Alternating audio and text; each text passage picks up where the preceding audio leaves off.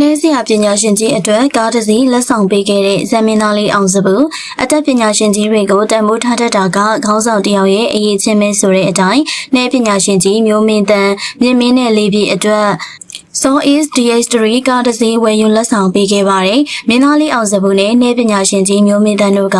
မြို့သားယဉ်ကျေးမှုမှာအနုပညာနဲ့တက္ကသိုလ် NUAC ရန်ကုန်မှာအနုပညာရက်တွေကိုစီပူကလေးကနီးပြဆရာနဲ့ကျောင်းသားအဖြစ်စတင်ဆုံတွေ့ခဲ့ကြတာဖြစ်ပါတယ်။အောင်စပူဇက်အဖွဲ့တီထောင်မဲ့အချိန်မှာဆရာဖြစ်သူမျိုးမင်းတန်ကအနုပညာအဆင့်အတန်းမြင့်မားစေဖို့အတွက်နှိမ့်မုတ်ပညာနဲ့ရောမေတ္တာတရားနဲ့ပါအပြည့်အဝကူညီပေးခဲ့ပါတယ်။စပိန်လေးစီပီသွားလာနေကြဖြစ်တဲ့နေဆရာကြီးကအောင်စပူနာမည်မကြီးခင်ကလေးကအားပေးကူညီခဲ့သူပေါ့နာမည်ကြီးမှကတ်လာတာမဟုတ်ဘဲအောင်စပူဆိုပြီးတော့ဘယ်သူမှမသိခင်မှတောင်အနားမှာရှိပေးခဲ့ပါတယ်ပင်ပန်းခံပြီးနှဲမှုတ်ပေးနေရတဲ့ဆရာကြီးကပွဲတွေကိုလျှက်စစ်စပိန်လေးနဲ့သွားလာနေရတာကိုမြင်တွေ့ရတဲ့အခါအောင်စပူကကျေးဇူးဆက်ချင်ခဲ့ပါတယ်ဒါကြောင့်မလို့အောင်စပူကရရှိထားတဲ့အကျိုးအမြတ်တွေတဲကနေ